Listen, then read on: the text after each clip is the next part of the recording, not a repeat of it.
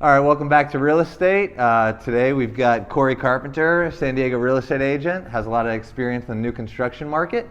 If you haven't already, please like and subscribe Real Estate on YouTube here and share with your friends. Just help get the word out.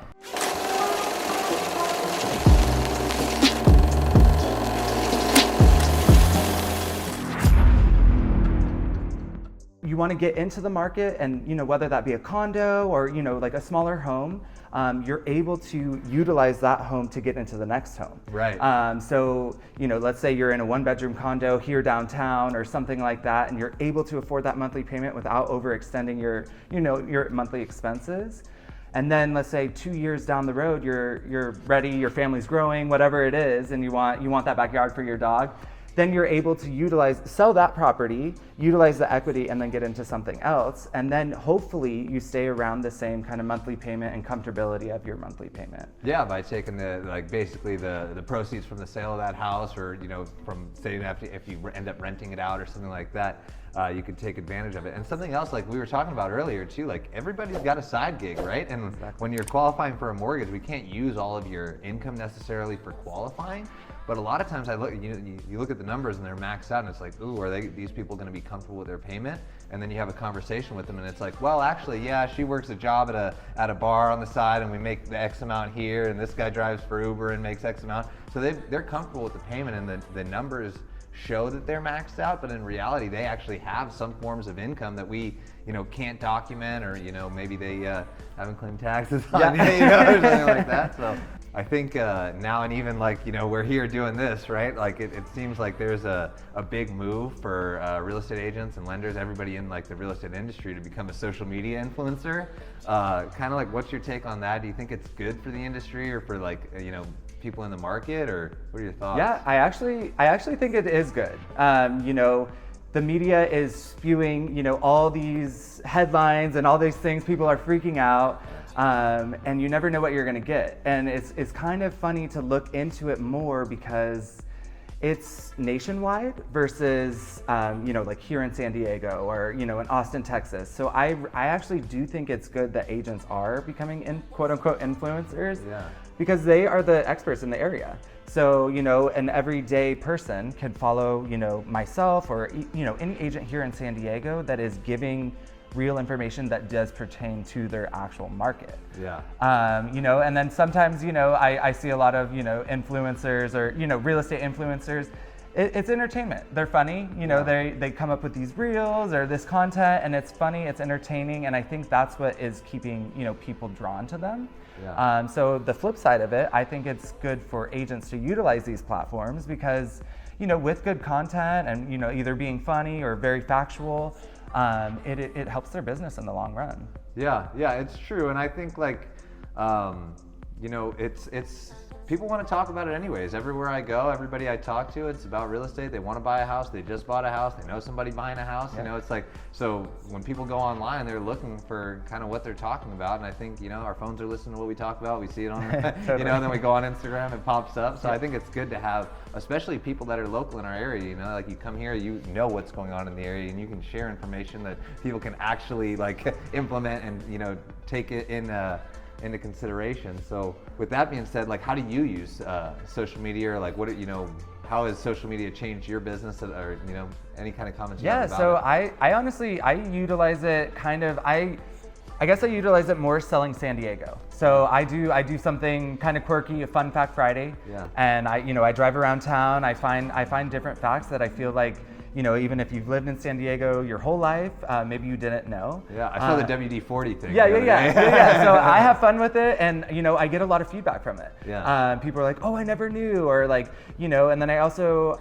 I like to be real estate focused, but then I also like to have fun with it. So whether I'm going to a new restaurant that I want to check out and then push it out there for, my clients. And then also circling back to, San Diego, you never know who you're going to see. Once you put out this, this on social media, it goes to the masses. Right. So it could be, it could go out to someone in Colorado that is maybe thinking about moving to San Diego, and they're like, oh, I didn't know, that WD-40 was invented in San Diego. Right. And then they see that, and then they gain a following, and they build, a little rapport with them. So I think, I think it's really good. And I Yeah, like I said, I utilize it in kind of like a quirky way, just selling San Diego. Yeah. But I do try to, utilize it as educating people in real estate as well. Waiting for homes to get cheaper? Good luck. You might say, well, David, home prices are decreasing, so of course homes are getting cheaper. But you know what's going up? Are interest rates. So while you might see some reduction in home prices over the next few months, interest rates are not improving. And we all know the interest rate that you pay is the biggest factor in what impacts your monthly payment, even more so than the purchase price. So if you're freaked out by interest rates right now and you're waiting because you think that home prices are going to drop and drop enough for it to impact your monthly payment, good luck. I mean, when we first bought our home, we had an interest rate like 6.5%, and that was like over 20 years ago. But then when they started dropping, every time you refied, your monthly payment would drop big time. So, yeah. And so you guys have refinanced a few times since you've owned your house? Oh yeah. Yeah. We're currently under 3% with our interest rate. Yeah, that's incredible. I mean, now we're close to 7 at this point, right? So you guys are in great position. How long have you owned that house for? 20 years. 20 years, yeah. 20 years. That's awesome. Be time for people to start seeing exactly what their interest rate is going to be and how long it's going to take for them to purchase the property, as well as how much property they're going to be buying along with the house. The land is what I'm talking about. Yeah. Yeah. Well, the land's a big part of it. Obviously, that's a big part of the property value. When you say that, it seems like it sounds like something's coming. What do you think is a good reason to buy right now? I think a great reason to buy right now, because I'm looking for myself, is because the prices might not stay affordable for long. And a lot of us, I do believe, are going to wind up homeless. This might be the best time for people to start purchasing property. I don't think it's about the pursuit of happiness anymore. I think now it's the pursuit of property, me personally. Yeah, no, that's a great point. One thing we were talking about earlier, like the person in the video was saying, oh, like interest rates play a bigger role than purchase price and this sort of thing. And I'm curious, like, what your thoughts are, on lenders trying to be real estate experts and real estate agents talking about interest rates and that sort of thing. Just kind of get your take on it. Yeah, no, I really think that that's where you need to be a team. Yeah. You need to be a team with your preferred lender or, a few lenders, because it's good for us agents to know, exactly what's going on with the interest rates and, things like that. But that's where your area expertise is. Yeah. So it's good to know, like, when I'm at an open house, honestly, one of the first questions is what are the interest rates at today? Right. And so I'm able to share that with them. But when they start diving deep into, more lending-based questions, that's where it's good to be like, hey, contact my lender, Brandon, and he can give you a deep dive, full-blown explanation. And then I hope it's vice versa when they're talking about the homes and things like that to do with that you kind of gear them back towards, the agents. Yeah, and I think it's kind of like if people don't necessarily understand, like I think there's a lot of overlap in thinking of what we do. So like people will come to me, questions about the inspection, this sort of thing, and it's really like, hey, if you have any questions about the financing of that house, please come to me. But a question like that, I'm going to redirect them to Corey because he's the expert in that thing. I can tell you, and I'm not like, but like I'm probably going to be right. But, things change every single day. And that's why there's real estate agents that do that professionally. And there's a reason that there's people that do mortgage professionally, right? It's a full-time job, keeping up with the changes and what's going on. And especially like in the market now, if somebody comes up to me and says, oh, like, what do you think my house is worth? I can plug it into HomeBot or one of these other like different things we have. But the market's moving so quickly that what I see online is really like such a rough estimate that I might as well just not tell him anything. Yep. No, I agree. And yeah, that's same, it goes the other way. Like, even, where do you think the interest rates are going to go? I can give my opinion. Right. Yeah. But, it's like, talk to the professional that works at 9 to 5. Yeah, definitely. And that since we're on the topic, I guess this is just more of a selfish question because I'm always like trying to learn and grow a bit. What are your biggest pet peeves about lenders or working with lenders, because we've got to kind of rely on each other a lot, right? Totally. I guess my biggest would have to be probably when something is not going right with the file, or and obviously we're on time frames and things like that, and we're kind of as agents left in the dark. Yeah. And it's like, calling, and it could be something as little as, the client hasn't signed a piece of paper, Right. to get to you, or, you're missing a deadline or something like that.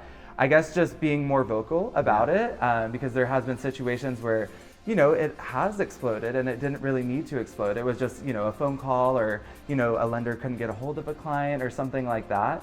So I guess my biggest pet peeve is when, quote unquote ghost, or it goes Yeah. silent, crickets, and then you're just like, okay, what's going on? I can't sleep at night because I'm like, what's going on with this file? I Yeah. guess that would be my biggest pet peeve. Yeah, and that makes a lot of sense. I think sometimes in the industry, everybody, you become a professional at something, and you just kind of like, hey, if everything's good, then everything's good. We don't need to talk about it. If there's not constant communication, you have the clients coming to you asking for updates, and if we don't keep you in the loop, then how are you supposed to let them know, and vice versa, right? If Yep. they're like, hey, I left a message for, it's like, okay, let me try to get to the bottom of it. But if you're not in constant communication, then it does leave like a, I don't know the word for it, but basically there's a disconnect, and then I've seen, similarly, clients where they feel like, oh yeah, like I haven't heard from this person in a few days, and it's like, oh well, and it actually turns out when I get a hold of a real estate agent or somebody like that the reason is they're waiting on an answer from somebody else, right? Yeah. And if everybody's working as a team, and that's what's nice when you've worked with people for a while, you kind of get each other's tendencies, and like, okay, this person that you can text them anytime, you get a response right back, or Yeah. some people are email people, some people pick up the phone, and it is building that like kind of relationship with people and understanding how they work, so that we can have that same experience for the client that they're expecting from you come from us as well, right? Yep. So yeah, I really appreciate you taking the time, Corey, to come out here and just chat, dispel some misinformation, and share some good stuff for people. Again, if you want to follow Corey, Homes on the Block, we'll put it in the link below, and please like and subscribe so we can include you in those giveaways that we have coming up. So stay tuned, and we'll be here next month again with somebody else. Corey, I can't thank you enough for coming. Yeah, and, thank you